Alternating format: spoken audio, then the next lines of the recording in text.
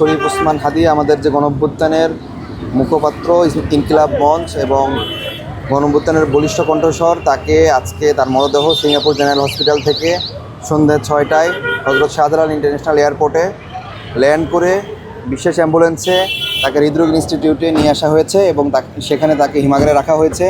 আমরা জানতে পেরেছি প্রধান উপদেষ্টা ডক্টর মোহাম্মদ ইউনূসের বরাত দিয়ে যে আগামীকাল বেলা 2টায় তার জানাজার নামাজ অনুষ্ঠিত হবে আমাদের সংসদ ভবনের যে মানিকমাই অ্যাভিনিউ আছে সেখানে।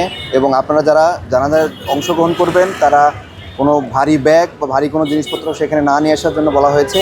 এবং আমরা বলতে চাই যে শরীফ ওসমান হাদির যে রক্ত দিয়েছেন তার রক্তের শপথ নিয়ে আমরা বলতে চাই যে একটি বাংলাদেশপন্থী নতুন যে রাজনৈতিক বন্দোবস্তের জন্য আমরা হাঁটছি সেই যুদ্ধ শেষ হয় নাই এবং আমরা বলতে চাই যে এই যুদ্ধ চলমান থাকবে এবং এই অপরাধী যারা আছে তাদের পরিবারকে গ্রেপ্তার করা হয়েছে এবং যারা এখনও গ্রেপ্তার হয় নাই তারা আমাদের পাশের দেশে আছে বলে বিভিন্ন গণমাধ্যমের মাধ্যমে আমরা জানতে পেরেছি।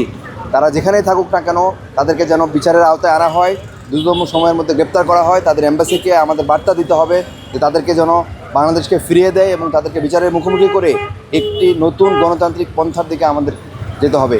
এবং আমরা বলতে চাই যে যারা বাংলাদেশে যে বিভিন্ন অ্যানার্কি সৃষ্টি করার চেষ্টা করা হয়েছে এবং বিভিন্ন ধরনের স্যাবোটেজ করার চেষ্টা করা হয়েছে, বিভিন্ন পত্রিকা, মিডিয়া এবং বিভিন্ন ভবনে হামলা করার মাধ্যমে দেশে একটা অরাজকতা পরিস্থিতি সৃষ্টি করা হচ্ছে, তাদের উদ্দেশ্যে বলতে চাই যে আপনারা এখনও সুযোগ আছে, সাবধান হয়ে যান আপনারা।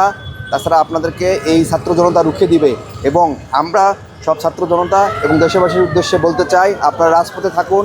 যারা এই স্যাবোটেজ করার চেষ্টা করে তাদেরকে রুখে দিন।